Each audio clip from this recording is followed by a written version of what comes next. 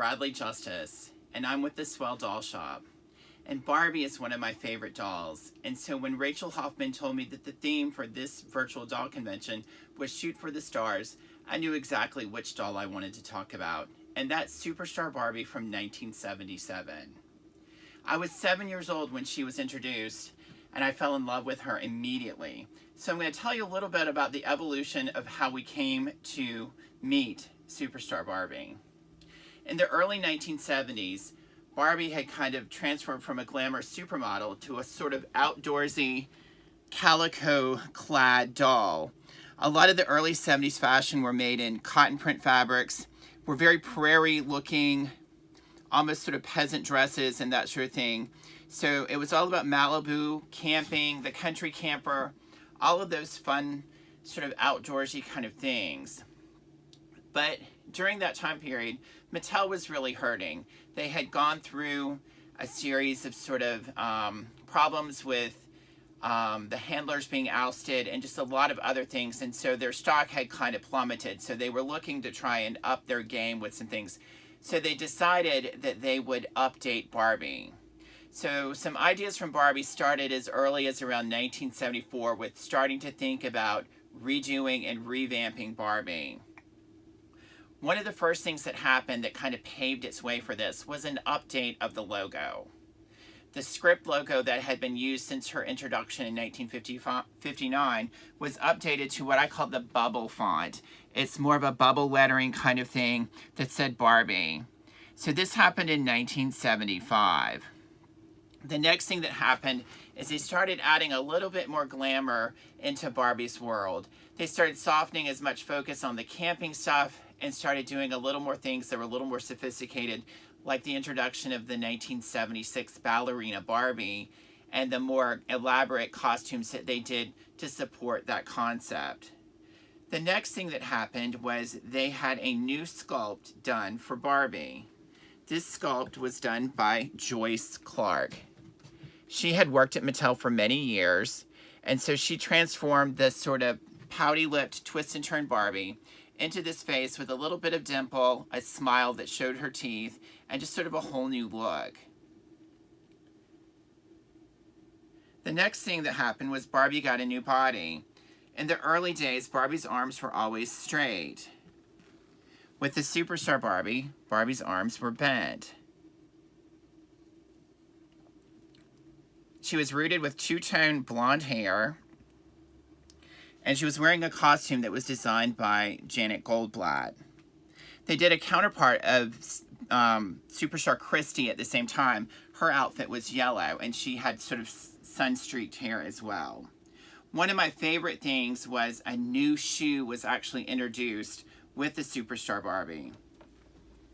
And the shoe, here's a little example of one of them, had this little buckle at the top. Now, when I was 7 years old, it was real easy to buckle that, but my big giant hands now, it's a little bit hard. But this was all the rage at the time, sort of a strappy sort of heel.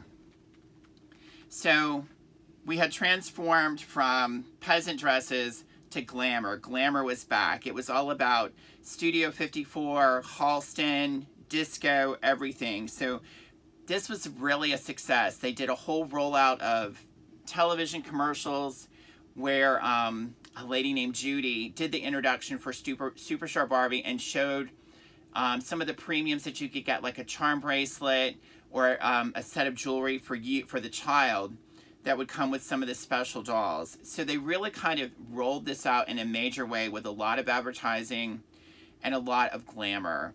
So Barbie really kind of became sophisticated and sort of, enjoyed a huge amount of success with this new innovation. At the same time, they decided to, with Superstar Barbie, introduce Supersize Barbie, which was an 18-inch version of the doll. One of the things that was really cool with both the Superstar and Supersize Barbie was the jewelry. They created this sort of clear plastic with rhinestone jewelry. Here's her necklace and earrings. So this 18-inch Barbie came with a sort of mix-and-match outfit. And she was really popular, kind of an unusual sort of thing. They did a support of maybe 8 different fashions for her. And I knew a lot of girls my age that had her and loved her. I like the classic 11.5 inch size doll.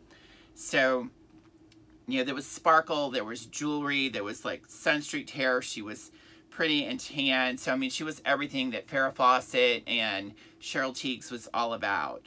So this was a huge success. They did a whole line of extra superstar outfits that supported the collection. Everything had sequins and iridescent chiffon fabric. It was just gorgeous, and it was very popular. And this sort of became the standard with Barbie. This face mold, the bent arms. It was just new. Now that was like the high-end doll. That was the lead doll of the line. Had this sort of body type and this face. So they sort of eradicated those early twist and turn faces and the use of the Stacy head mold like they had done on the Malibu dolls. And so they just kind of stuck with that. It was such a big success that even when they faded out the Superstar, which lasted for a couple years, they faded out using the Superstar moniker for the dolls. They continued with the same sort of glamour, and I think they discovered that little girls loved the glamour more than they loved the sort of outdoorsy kind of stuff. So in 1989, they decided to reuse the Superstar label for Barbie. So they introduced in 1989 this Barbie, which is the new Superstar Barbie. And so she's got a wonderful costume that has wonderful silver stars printed on, this sort of handkerchief hem dress, big blonde hair. I mean, it's very 80s, and these like crazy earrings, and she has this pink fur. But she had everything from her own Silver Barbie Award. So here's a page from the actual dealer catalog showing the Superstar Barbie and Ken from 1989. This was the lead doll for that year, and was also equally as popular, and was a huge success. So fast forward to a couple decades later, this is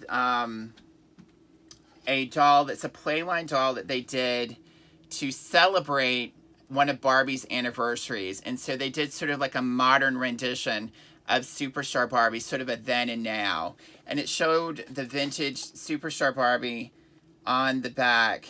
And they did sort of a modern update version of her. I just kind of like this. I think it was very clever. They would do this when Barbie would have a birthday, usually around March 9th. So they would have these special in a store. And I think this one was done 2010. So it was just sort of a fun doll. It had that same sort of style jewelry. So it was sort of a modern version of that. I think it would be a great thing for a mom or grandmom to talk about having this doll and then buying this for their granddaughter. They were very inexpensive, maybe, $10 or something like that. Also in 2009, for the 50th anniversary of Barbie, they did some of the iconic looks of Barbie over the decades, and they reproduced that Superstar Barbie from 1977. They did her in her outfit with the same jewelry, and she even came with one of the extra Superstar ensembles. These are great dolls that really kind of capture the spirit and the allure of these early dolls. These were a really great collection that Mattel turned out. I love these.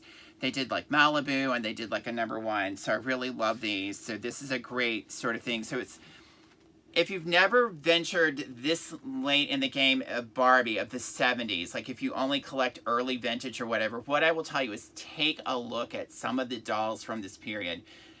They were glamorous. They are well made. They are sometimes just as exciting as those early dolls. And so it might be an untapped market that you get to explore and learn about. So there's quite a bit of information out there on the Superstar area. It's kind of popular. So I invite you to look around and discover some Superstar in your collection. So thanks for joining us, and I hope you have a great day.